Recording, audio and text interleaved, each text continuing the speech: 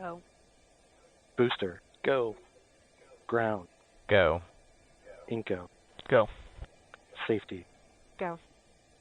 Capcom. Go. Engineering. Go. Copy all goes. New Shepard is go for launch. Booster, commence the terminal count. We'll kill flight. Controllers, drop UHF voice. You just heard it there. We are go for launch. Yes, we are so exciting. Now, as we mentioned, today, Mihi Benthaus will become the first wheelchair user in space. Her story, her advocacy, and her passion are evident in everything she does. Check it out. I think there was not like this one moment where I realized that my dream of going to space is not over. I was like a very sporty person, so I did like a lot of mountain biking, snowboarding, I did parkour where you jump about walls and this kind of stuff.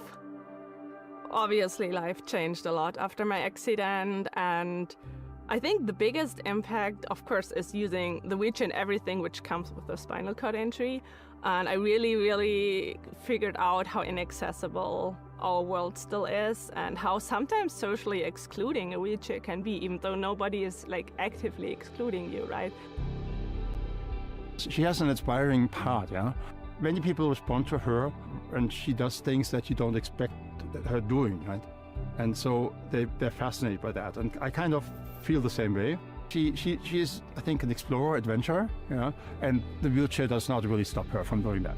Yeah, so I met Hans the first time online, on LinkedIn. Yeah, I just asked him, like, you know, you worked for so long for SpaceX. Do you think that people like me can be astronauts? And then he reached out to Blue Origin and told me about, like, oh, Blue actually is very excited about it. And I was like, okay, I have my doubts on it, but let's see. But thankfully, it turned out we can do it.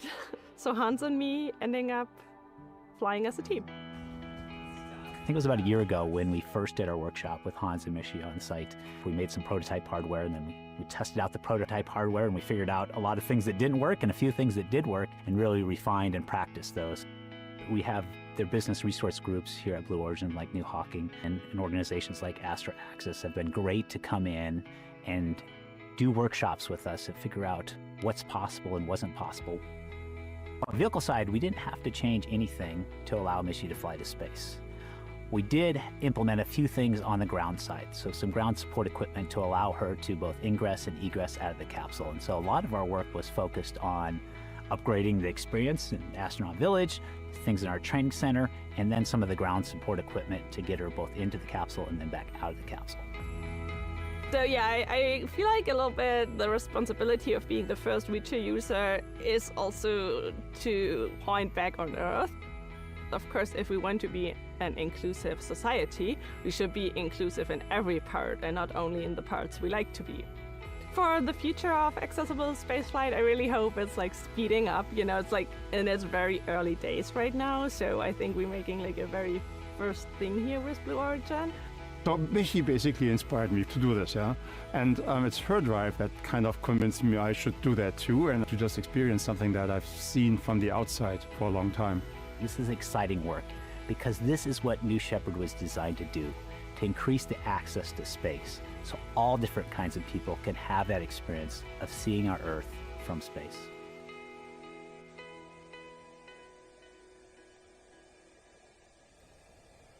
You know, Claire, I actually spent the last couple of days in West Texas with the crew of NS-37 and Mihi, and I can tell you, she is just incredible. I know our entire team here at Blue Origin is just so honored and excited to have her fly with us today. So it's so great to get to connect with her and the entire crew. I am so excited to hear about her experience after she lands. Yes, me too. Now let's take a look on your screen and let's go a little into more depth about the flight profile. New Shepard is a suborbital flight and a fantastic way to experience space. It's a simple parabolic flight, a straight up and straight back down flight path that results in some of the cleanest microgravity you can achieve. Yeah, and for some of our viewers who might be tuning in for your very first New Shepard launch, first off, welcome. But our New Shepard rocket has a vertical takeoff and vertical landing. Now, as you're watching, you can see, obviously, the capsule and the booster go up together, and then they separate. At this moment in time, the capsule is experiencing zero G. Our astros are looking out those big, incredible windows. And then the booster, due to its aerodynamic shape, you can see the fins coming out on this reenactment of it. It helps lead it back down to Earth about 2 miles from where it launched from. While that's happening, the capsule is then also making its way back to Earth. But because of its shape, it's more of like a teardrop type of shape, it's a little slower.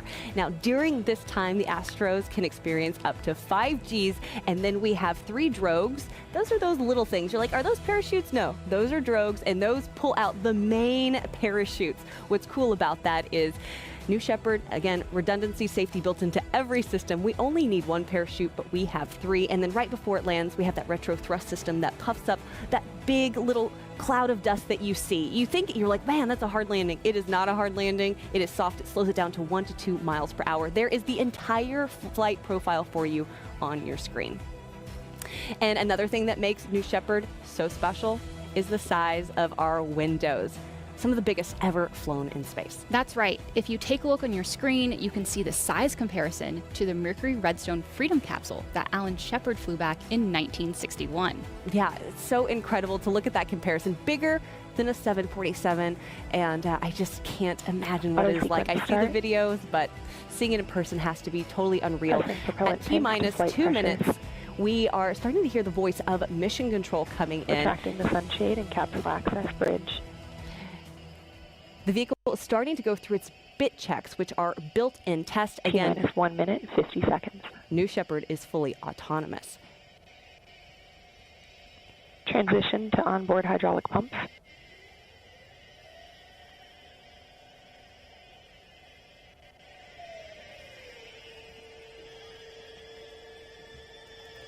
Executing aft fin and PVC bit.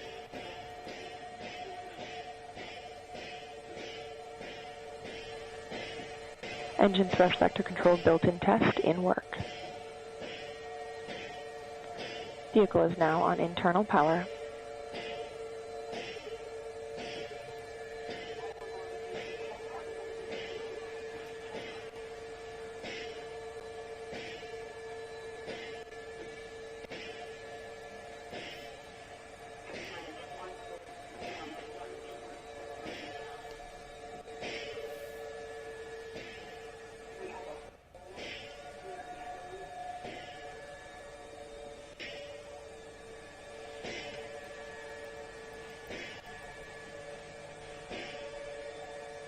All right, you are looking at New Shepard on the pad. At just under 1 minute, we have entered a hold. We are listening in to the voice of Mission Control, which is Kate Wentworth.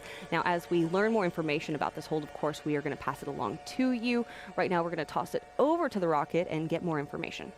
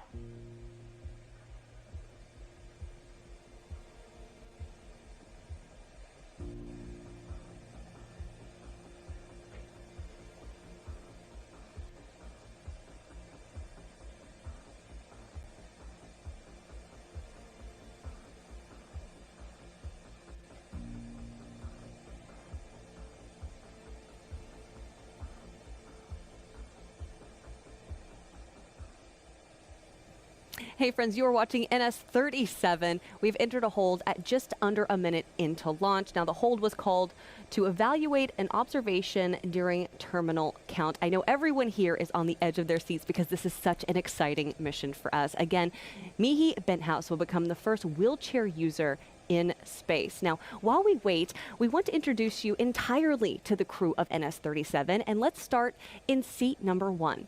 Yes, in seat number 1, we have Neal Milch, a global business executive and entrepreneur. Neal launched his career through LaundryLux, a family-owned business. He now serves as the chair of the board of trustees at Jackson Laboratory, a nonprofit biomedical research institute, where he supports genetic research to improve human health.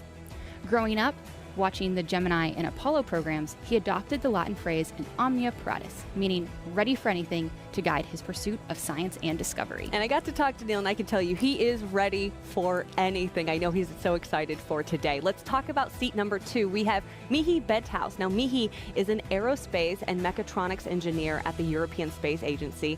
She has dedicated her career to scientific collaboration for the advancement of interplanetary exploration. Back in 2018, she was involved in a mountain biking accident that resulted in a spinal cord injury, impacting her ability to walk. Undeterred, she has continued to pursue her passion for access and advocate for greater access to space. Now, Mihi actually flew aboard a zero-G research flight back in 2022 and completed an analog astronaut mission. She continues to pursue sporting activities outside of work, including wheelchair tennis. In seat number 3, we have Hans Koenigsmann. Hans is a German-American aerospace engineer whose career has been dedicated to advancing reusable spacecraft and launch vehicles, most notably as an early team member at SpaceX, where he spent 2 decades. He is one of the world's most renowned rocket scientists and remains actively engaged in the aerospace and space exploration community, serving in advisory and board roles across multiple aerospace companies. He is also a licensed pilot who built his own airplane, an avid skier, and the proud father of 2 daughters. He is excited to share his experience to inspire the next generation of space exploration. In seat number 4, we have Adonis Pouroulis. Now, he is a seasoned entrepreneur, investor, and mining engineer. He is the founder and chairman of Pella Resources, co-founder of Energy Revolution Ventures, chairman of Rainbow Rare Earths, and the CEO of Chariot Limited, which are all advancing and developing innovative technologies and global opportunities in the energy transition. Now, his career and philanthropic work reflect a consistent commitment to education and the responsible and sustainable development of Earth's resources, combining technical expertise with a vision for long-term environmental and social impacts. His flight aboard New Shepard represents a lifelong dream to see the world from space. In seat number 5, we have Jason Stansell. A self-proclaimed space nerd rooted in West Texas, Jason has watched the space industry expand to offer commercial spaceflight opportunities from his own backyard. With a degree in computer science from Tulane University, he has channeled his enthusiasm for creativity, passion for adventure, and love of science and physics into scuba diving, driving cars, riding motorcycles, flying planes, and of course, studying rocketry. Jason is looking to inspire healthy skepticism and promote science education through his experience. He is also dedicating his flight to his brother Kevin, who passed away in 2016 to a hard-fought battle with brain cancer. In seat number 6, we have Joey Hyde, a physicist and quantitative investor. Joey recently retired from his career at a leading hedge fund. He lives in Florida with his wife and 5 children. His grandparents ignited a fascination with space when they brought him to watch the 1988 launch of the space shuttle Atlantis, which sparked a lifelong curiosity in human spaceflight and exploration, leading him to earn a PhD in astrophysics.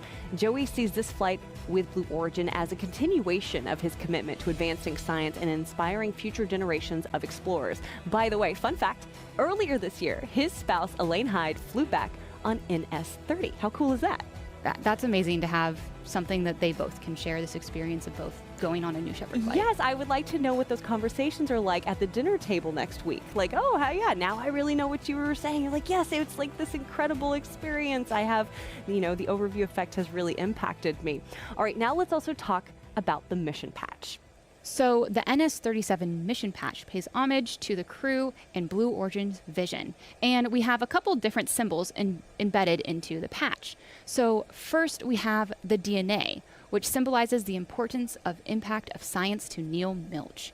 As you can see there on the left, we also have the hippo, which represents Mihi's favorite animal, her plush hippo, which comforted her in the hospital after her accident and will join her in space. There is also on the patch the tennis ball, which symbolizes another one of Mihi's competitive passions. And Adonis is represented by a baobab tree, which is iconic to South Africa. Yeah, on this patch, which you can see right there, the spiral galaxy symbolizes Joey Hyde's astrophysics research. The dog bone shape and K are in memoriam of Jason Stansell's brother, Kevin, as well as a representation of the satellite of love from their favorite show, Mystery Science Theater 3000. I love that show, by the way. And the shards represent Blue Origin's commitment to breaking down barriers to accessing space, including cost, nationality, and accessibility. So right now, as you look on your screen, you will notice we are currently in a hold. You are watching NS-37. We're going to toss it back over to the rocket and get more information.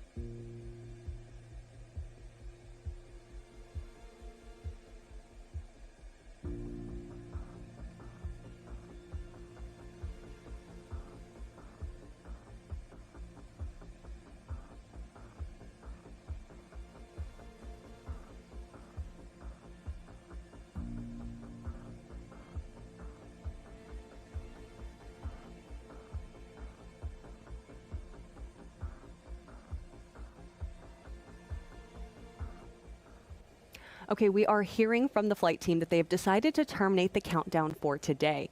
We are standing down from today's NS-37 mission after the launch team observed an issue with our built-in checks prior to flight. We are assessing our next opportunity for launch. We're going to go ahead and scrub the launch and look into this issue further and make sure that we are ready to go. Once the turnaround plan is confirmed, we will announce a new launch window. Please do follow us on social media for updates, and thank you so much for joining us today.